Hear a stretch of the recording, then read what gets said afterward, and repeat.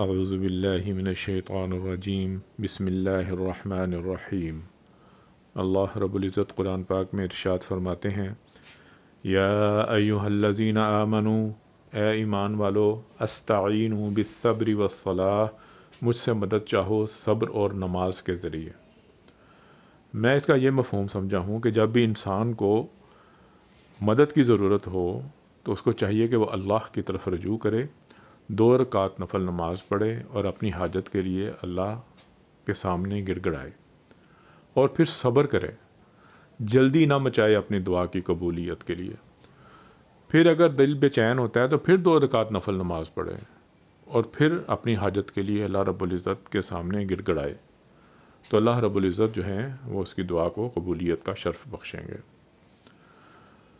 ایک اور چیز اس ضمن میں یاد رہے کہ ہم لوگ بعض اوقات اپنے بچوں کے ساتھ باہر نکلتے ہیں، ہماری جیب میں پیسے بھی ہوتے ہیں اور بچے کسی چیز کے لیے ضد کرتے ہیں تو ہم اس کو وہ لے کے نہیں دیتے، کیونکہ ہم دیکھ رہے ہوتے ہیں کہ ابھی جس چیز کے لیے بچہ ضد کر رہا ہے وہ اس کی ایج کے لیے وہ ٹھیک بھی ہے کہ نہیں، اس کی صحت کے لیے وہ ٹھیک بھی ہے کہ نہیں۔ یا بچے کھلونے کے ساتھ کھیلنے کی ضد کرتے ہیں، حالانکہ کھلونے گھر کے اندر پڑے ہوتے ہیں، لیکن آپ کو اس وقت اس بچے کو وہ کھلونے نہیں دیتے اور آپ چاہتے ہیں کہ وہ بچہ جو ہے وہ پہلے کھانا کھا لے یا اپنے اسکول کا کام کر لے، یا یہ اس کے سونے کا وقت ہے، اس کو سونا چاہیے۔ تو اسی طرح اللہ رب العزت کی بھی حکمتیں ہیں اور وہ بھی بہتر سمجھتے ہیں کہ کس وقت اس بندے کو کون سی چیز دینی ہے، اس لیے صبر بہت ضروری ہے۔ آپ نے دعا کی اللہ رب العزت کے ہاں اور اس کے بعد صبر کے ساتھ اپنی دعا کی قبولیت کا انتظار کریں۔ ان اللہ مع الصابرین، بے شک اللہ رب العزت صبر کرنے والوں کے ساتھ ہیں۔ وَلَا تَقُولُوا لِمَن يُقْتَلُ فِي سَبِيلِ اللَّهِ أَمْوَاتٌ، اور انہیں مردہ نہ کہو جو اللہ کی راہ میں لڑتے ہوئے مارے گئے، بل احیاء ولکن لا تشعرون، بلکہ وہ زندہ ہیں لیکن تمہیں اس کا شعور نہیں ہے، اس کی سمجھ نہیں، اس کا اندازہ نہیں کہ وہ زندگی ہے کیسی۔ جب ہم ایمان لے آئے اور ہم نے زبانی کہہ دیا کہ ہم اللہ پر اور اس کے رسول صلی اللہ علیہ وآلہ وسلم پر ایمان لاتے ہیں اور ان تمام نبیوں پر بھی اور ان کتابوں پر بھی جو اللہ رب العزت نے ان پر نازل فرمائی ہے، تو اللہ تعالیٰ فرماتا ہے کہ یہ زبانی کہہ دینا کافی نہیں ہے۔ وَلَنَبْلُوَنَّكُمْ، اور ہم تمہیں آزمائیں گے، بِشَيْءٍ مِّنَ الْخَوْفِ، چیزوں کے خوف سے، وَالْجُوعِ، اور بھوک سے، وَنَقْصٍ مِّنَ الْأَمْوَالِ، اور مال تجارت میں گھاٹے سے، وَالْأَنفُسِ، اور جانوں کے خوف سے، وَالثَّمَرَاتِ، اور باغات کے اجڑ جانے کے خوف سے۔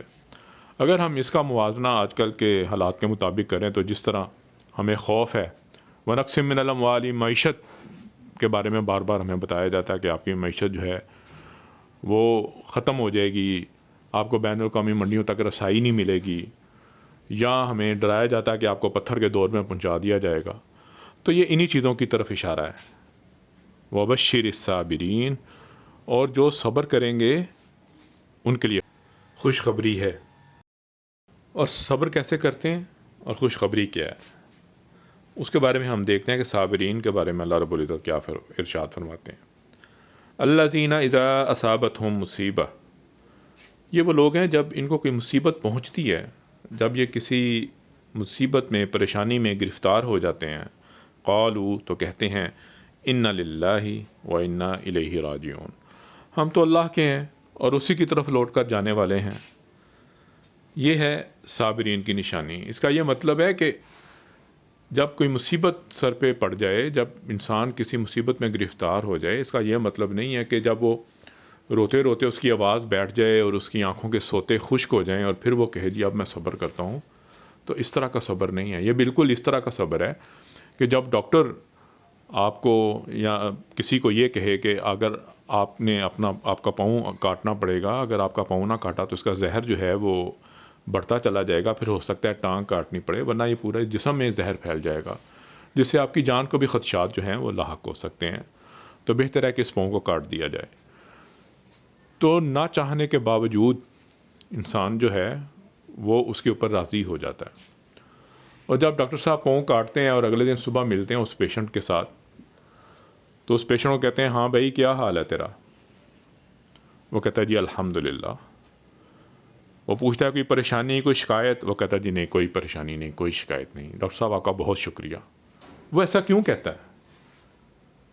اس چیز کو سمجھنا چاہیے. اس طرح کا توکل اللہ کے اوپر ہونا چاہیے کہ آپ کے دل پہ جتنا بھی بوجھ ہو آپ اس کا اظہار جو ہے اپنی رویے سے اپنی زبان سے اس طرح نہ کریں جس سے یہ گمان گزرے کہ آپ کے اوپر کوئی ظلم ہوا ہے، کیونکہ اللہ رب العزت ظالم نہیں ہے. یہ تو تھا صابرین کی نشانی. تو خوشخبری کیا ہے؟ جب بھی میں یہ آیت پڑھنے لگتا ہوں نا تو میرا دھیان میرا ذہن ایک اور آیت کی طرف چلا جاتا ہے.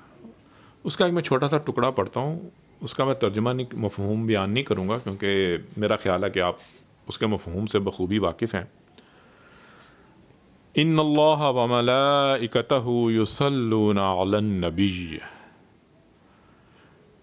یہ آیت میرے ذہن میں آ جاتی ہے.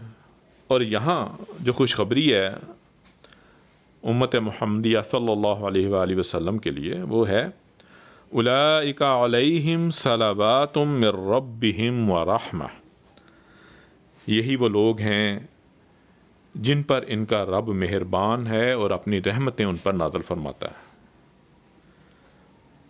واولئک هم المہتدون، اور یہی ہدایت پانے والے ہیں، یہی ہدایت یافتہ لوگ ہیں.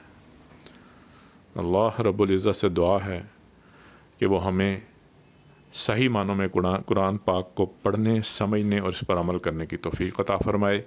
آمین یا رب العالمین.